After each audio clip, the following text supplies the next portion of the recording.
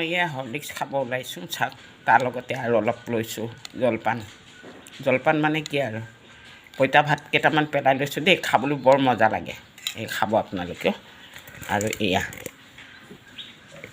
Horlicks অলপ ল'লোঁ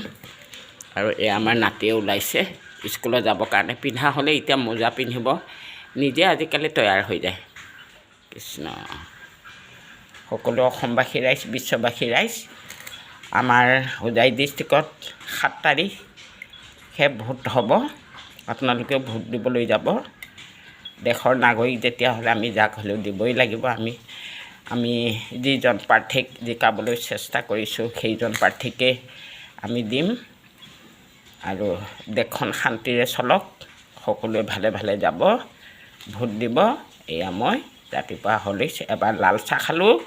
বিস্কুটেদি এতিয়া Horlicks tata bye bye thank you আমাৰ নাতিয়ে কি চিন্তা কৰিছে ঠিক নাই মোজা পিন্ধিছে